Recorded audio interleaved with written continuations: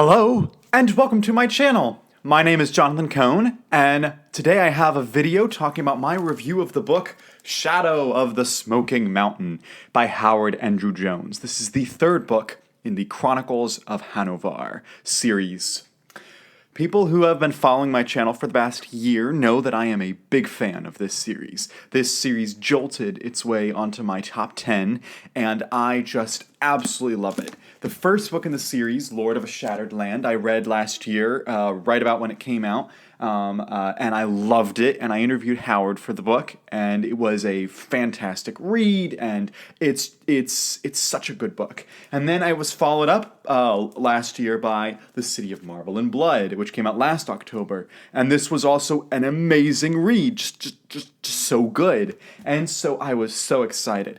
This was Shadow of the Smoking Mountain just came out this October, and October 2024, and I was super excited to get to it. In fact, if you take away Wind and Truth, which is like everybody's most anticipated read of the year, then my number one after that was this. I was so excited, so pumped for this book. And so I did get an early copy of it, and I read it right about when release time happened.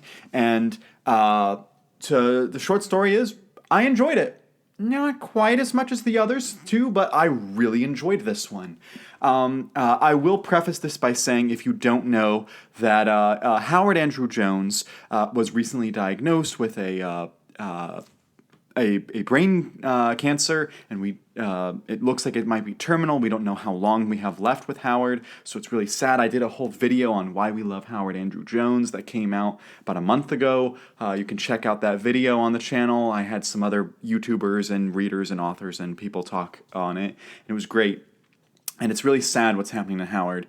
But I wanted to support him and keep reading his books, and the way that this has been pitched to me is that this is kind of the end of the first arc of books, and that like there was supposed to be another arc of books, so you can read the first three together.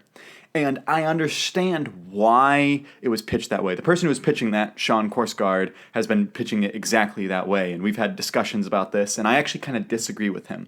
I see why he thinks it is viewed that way. I think that it is missing some crucial elements that would have solidly made it the end of like an arc. I think that it needed a little bit more closure. As such, some elements are concluded. I get that. But I think it needed a little bit more to make it really a solid, clear ending of the arc. So that being said, I still really enjoyed the book. This book series, for those of you who do not know, is basically a story, a sword and sorcery like Conan's type story, but it's as if what if Carthage, when it fell to Rome, you had Hannibal the leader, in this case it's Hanuvar, but what if Hannibal had survived and tried to save his people from slavery? And so in this book, and in the whole series so far, Hanuvar is going around trying to save his people. And in this case, it is he's trying to save the Villani from the Dervans. And he's been doing that the first two books. The first book, Lord of a Shattered Land, is him just trying to make his way to Derva, and he's just trying to get through the horrors of the monsters and stuff, and the witchcraft and all this stuff, and he's trying to get to free his people. And so that's the first book. The second book, he's finally in Derva. He's finally in the mainland and in the heart of the city, and he's trying to free his people. And he encounters some pretty important Dervans, like the Emperor himself, who he could have just killed, but he doesn't. It's really interesting. And then in the third book, he is on the outskirts of Derva, and he's kind of freeing all the people that are slaves around the countryside. And he's kind of doing it secretly, and he's using help from other people around him. And it's just such a uplifting and great style story where it's not just about revenge, it's not just about fighting back, it's about trying to save your people and build something in the future. Take something out of a horrible situation and turn it into something great. And so I really liked what Howard did with this series, and then continues it in this book. It is the series is structured that it's like 14 or 15 chapters in each book. Each book's about 500 pages, and so it's like a 40 to 50 page short story, and then the next short story continues on the overall arc, but it's not like it's like traditional chapters that just propel you into the next one and the next one and the next one. It's like individual short stories that when you see it together, you're like, oh, I see the journey he's going on. Oh, I see. It's kind of like the Conan stories. So again, it's very much influenced by Conan the Barbarian. It is Conan the Barbarian meets Hannibal. Not Hannibal Lecter, Hannibal, of Carthage.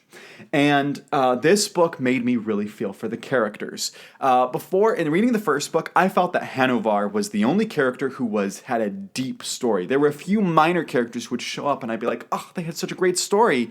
And then they would be gone and we don't see them again, whether they're just off the page or whether they die or whatever. You had his sidekick Antires, or Antares, however you say his name, I say Antires, who sticks with him, and Antires never felt like he had much personality, much character arc in the first two books. He's there, you get to know him, you know who he is, but he's not. He didn't seem dynamic to me. In this book, he's dynamic, and he has some great stories in this book. One short story in particular is when he is on his own without Hanuvar, and it was really well done. You also have the character of Izavar Lenareva, who is at this point basically Hanuvar's lover, and is also a rich Dervan who is trying to help free the Villani. And not only is her romance with Hanuvar, which is a little weird, but also is really sweet at the same time. I really enjoyed that. But also, Izavar just has a great arc where she's wondering, are the people of Villani New Volanus, going to accept her? Are the Villanis going to treat her as an equal, or will they view her as a Dervan, even though she's given up so much for them?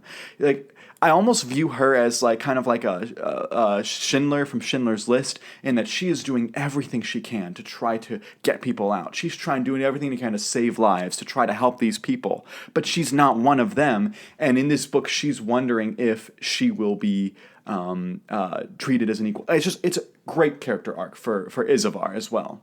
Then you also had, and I cannot believe I'm saying this, the Emperor, who's he's not a villain, but he's the Emperor of the Dervans, who you should hate.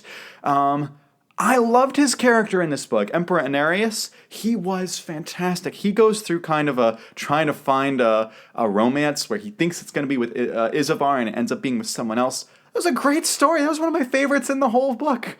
And I was shocked that I felt so connected to that character. I'm like, I should hate you, but I don't. I thought that he did a great job with that. And then there is an actual villain in this book who is basically a wizard who has all these magical powers and is causing these threats, and it builds up to the end of the book. And I couldn't, at first I was just like, is this just all short stories strung together? I was like, it doesn't really have a strong narrative thread. And then the final short story ties it all together. And I'm like, okay, I see where you were going with that. I think it could have been a little bit stronger of a connective thread. I think there were some things that it should have happened instead. I would have added some things on instead, but it was still really well done. And then you also have the storyline of a fake Hanuvar, I'll say. I won't give away too much about him, but there's a fake Hanuvar in this book. Loved that storyline. So, and then there were some storylines I just didn't care about. I read a few chapters and I was like, I could have done without that. You could have cut the book down by another 50 pages. Put in something else. That's the problem when you write the book almost as if short stories instead of a continuous narrative, is by nature there's going to be some that you're like, I really like these, and some that you'd like, I really don't. But overall, I loved the book. I'm going to give it a 9 out of 10 because there's also some great deep themes in the book about revenge. There's great deep themes about acceptance. There's great themes about love. There's great themes about hope. There's a lot of great themes in it. There's a lot of great character arcs. There's a lot of great plot. However, the reason it doesn't get like a full 10 out of 10 or into the 9 point somethings is because there were a lot of small things that I would have changed. Also, really quick, I'm just going to say, if you read the book, if you come across the pitcher and the catcher, you will probably be grossed out like I was. Whew, that was so disturbing, the pitcher and the catcher. I was like, my eyes. Anyway, so I really enjoyed the book. I am hopeful that we will one day see more Hanuvar books. I don't know if we will. If we don't, I'm happy that we got what we got. But if we do, I will also be extremely excited. So if you've read Shadow of the Smoking Mountain, let me know your thoughts on it. Are there any other sword and sorcery books that I should read since I'm enjoying this? And until next time, I'm Jonathan, and thank you for watching.